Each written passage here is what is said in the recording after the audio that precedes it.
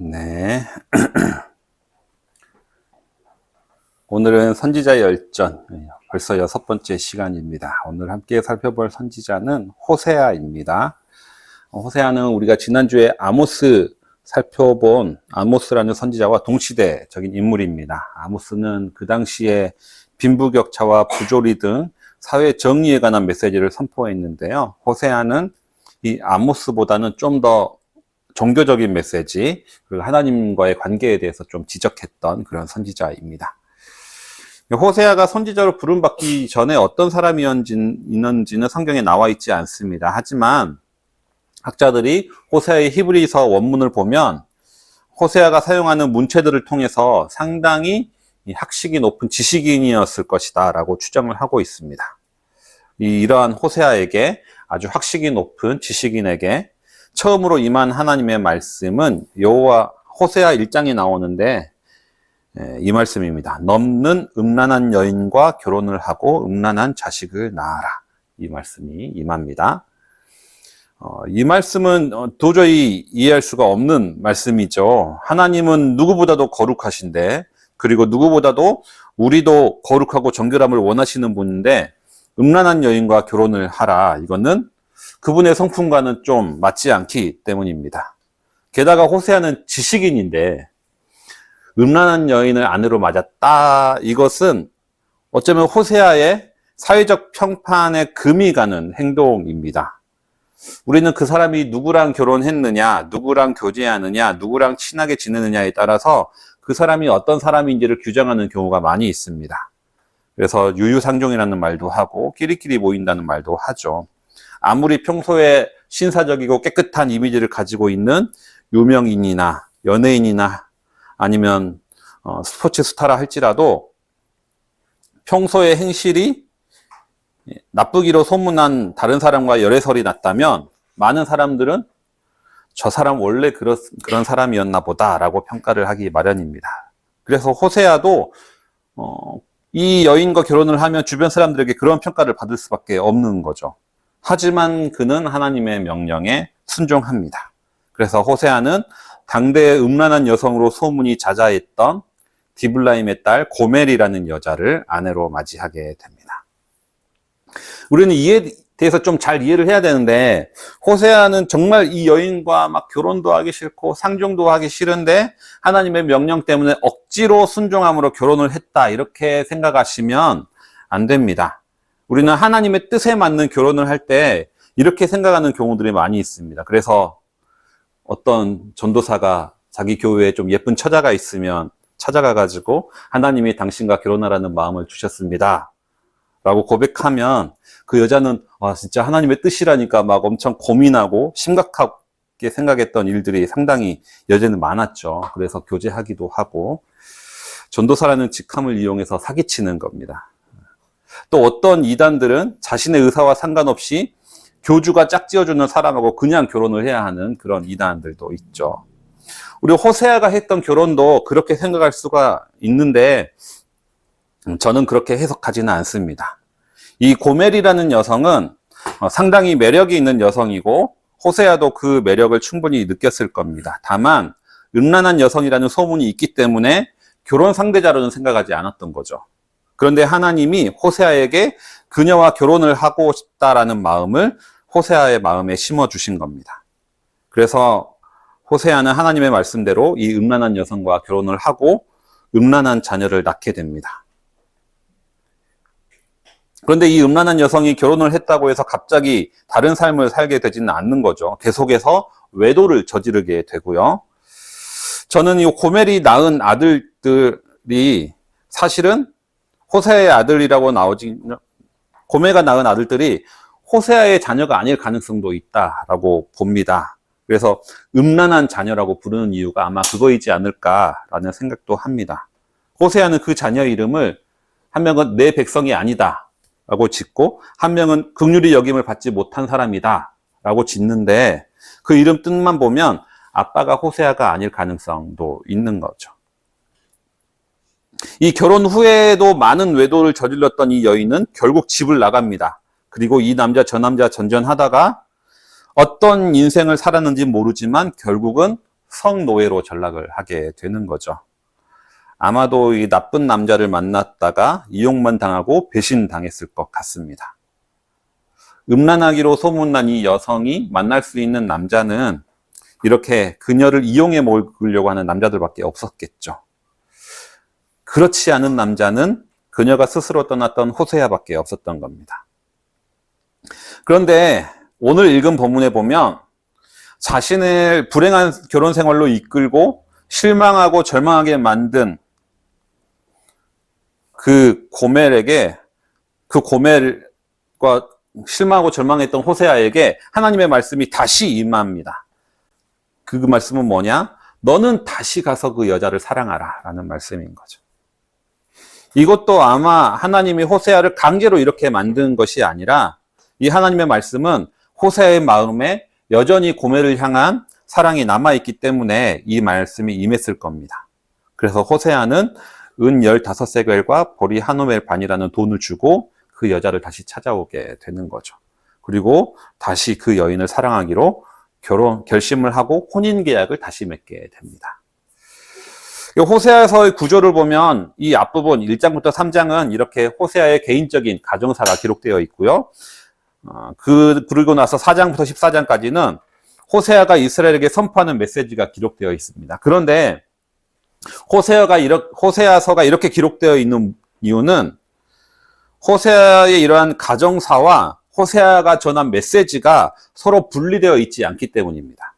오히려 호세아가 전하는 메시지의 핵심이 바로 호세아의 이 가정사 가운데 그대로 드러나 있기 때문인 거죠.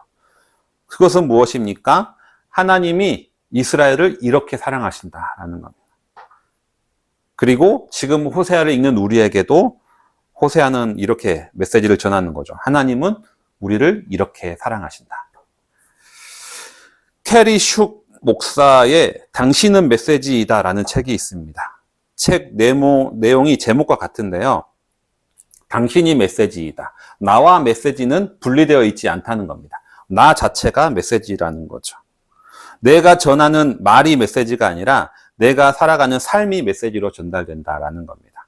아무리 하나님은 사랑이십니다 라고 전도를 한다고 해도 그 사람의 삶이 사랑이 아니라 타인을 향한 미움과 시기로 가득 차 있다면 다른 사람들에게 그 메시지는 하나님은 미워하고 당신을 시기하고 미워합니다라는 메시지로 전해진다라는 겁니다.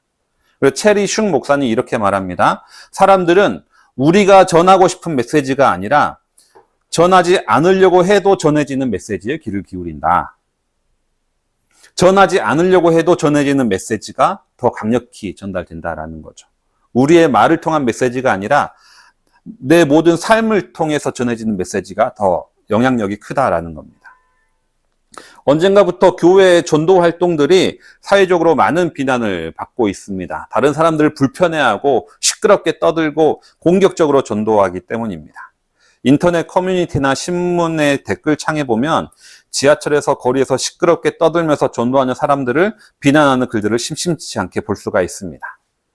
그런데 이런 한국 교회의 전도에 대한 비난은 주로 90년대 이후에 나타나기 시작했다라고 합니다. 근데 원래부터 우리 한국 교회 개신교는 공격적인 전도를 하는 것이 특징이었습니다. 그런데 7, 80년대에는 지금보다 훨씬 더 적극적으로 전도를 했음에도 비난을 받는다거나 다른 종교계의 반대를 받는다거나 하는 경우들이 별로 없었습니다. 그 이유는 무엇인가? 그 당시만 하더라도 기독교에 대한 사회적 신뢰도가 상당히 높았기 때문입니다. 그리고 그때 7, 80년대 기독교인이 우리나라에 폭발적으로 많이 증가했던 시기이기도 합니다. 교회가 부흥한 이유가 뭐냐? 전도를 열심히 해서가 아니라 기독교에 대한 이미지가 좋고 사회적 신뢰도가 높았기 때문에 교회가 부흥했다라는 거죠. 전도는 말로 하는 것이 아니라는 겁니다. 정직하고 바른 삶으로 하는 것이고 겸손한 태도로 하는 겁니다. 지금 한국교회는 만몬에 사로잡혀 있으면서 물질에 사로잡혀 있으면서 하나님은 당신을 사랑하십니다라고 아무리 전한다고 한들 사람들의 귀에는 하나님은 돈을 사랑하십니다라고 밖에 들릴 수가 없다라는 거죠.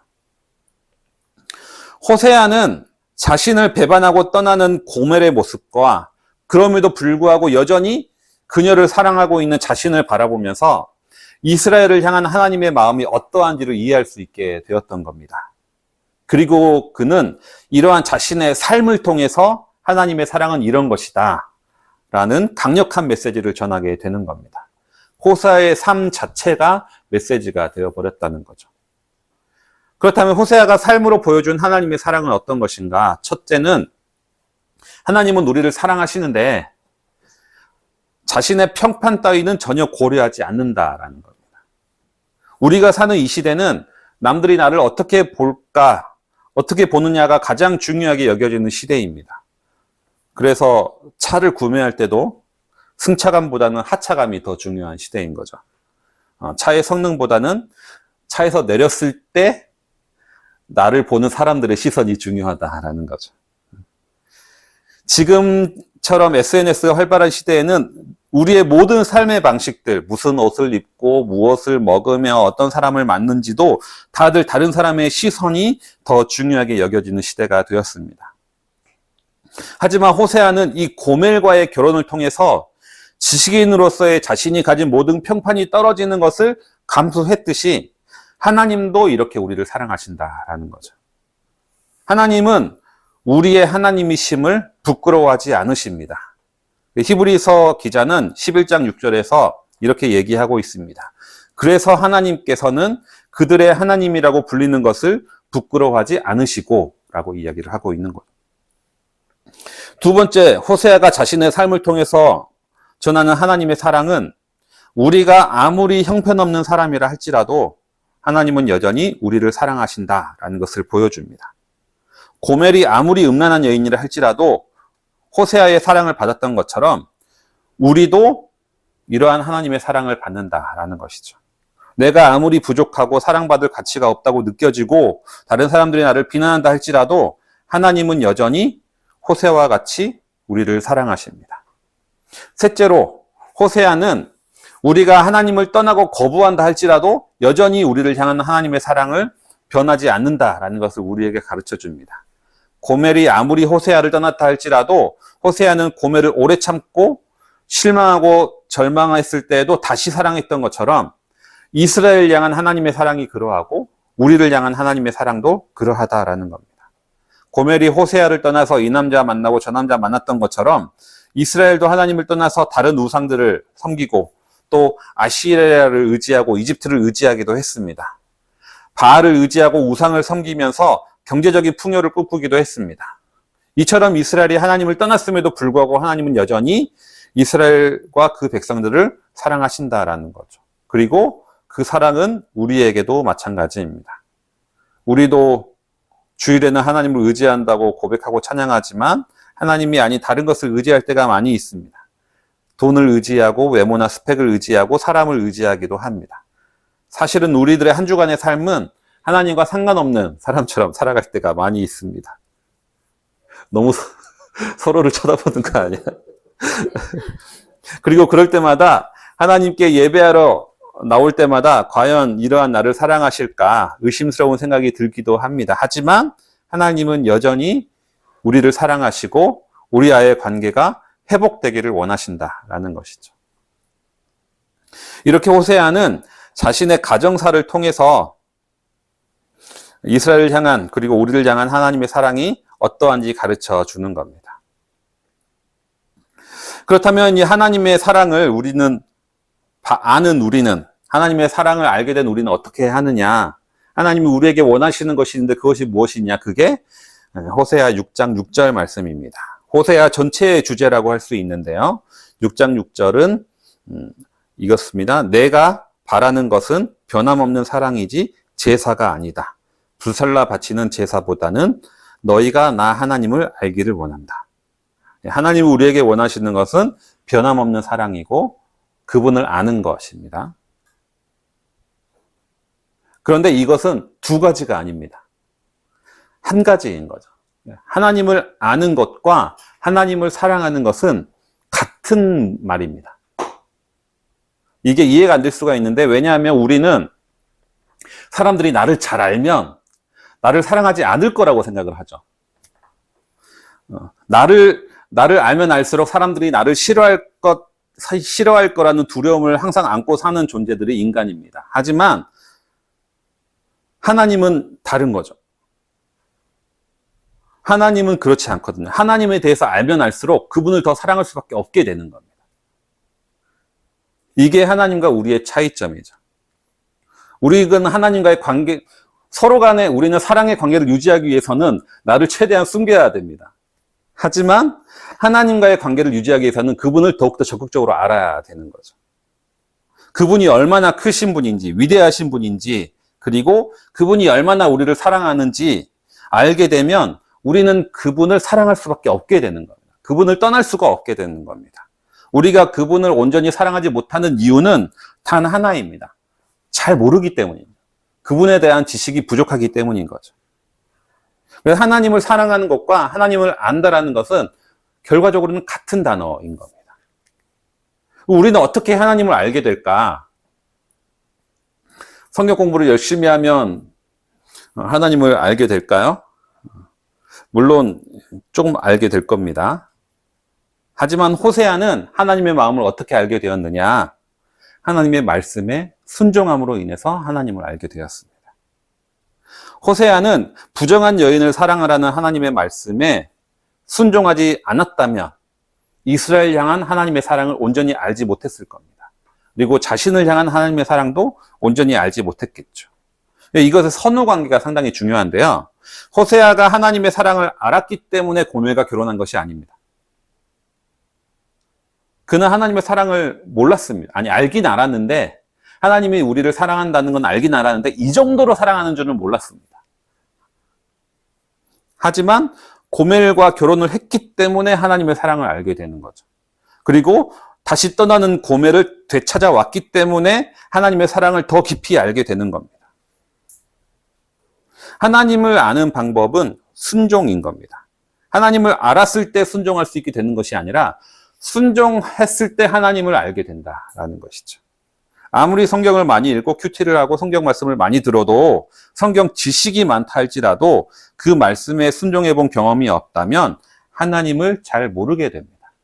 하나님에 대해서는 알지 모르지만 하나님 그분 그 자체에 대해서는 잘 모를 수 있다라는 거죠. 오늘 말씀을 정리해 보겠습니다. 호세아는 고멜을 향한 자신의 사랑을 통해서 하나님이 이스라엘을 얼마나 사랑하는지, 그리고 그 책을 읽는 우리를 얼마나 사랑하는지를 가르쳐 줍니다. 하나님은 우리가 부족하고 형편없는 사람일지라도 우리를 사랑하십니다. 그리고 하나님은 우리를 사랑하시는 것을 부끄러워하지 않으십니다. 그리고 하나님은 우리가 그분을 배반하고 떠날지라도 우리를 여전히 사랑하십니다. 그리고 하나님은, 이거 네 번째를 아까 얘기 안 했네요. 하나님은 우리를 사랑하시기 때문에 기꺼이 값을 치르십니다. 호세아가 고멜을 데려오기 위해 기꺼이 값을 치르신 것처럼 우리를 사랑하시기 위해서 기꺼이 값을 치르십니다. 그것이 바로 우리를 향하신 하나님의 사랑이고 그리스도의 사랑입니다. 하나님은 그리고 우리가 그 사랑을 더 깊이 알고 하나님을 더 깊이 알아가기를 원하십니다. 오늘 이 말씀처럼 우리를 향하신 하나님의 사랑을 더 깊이 깨닫고 알아가시는 모든 성도님들 되시기 바랍니다.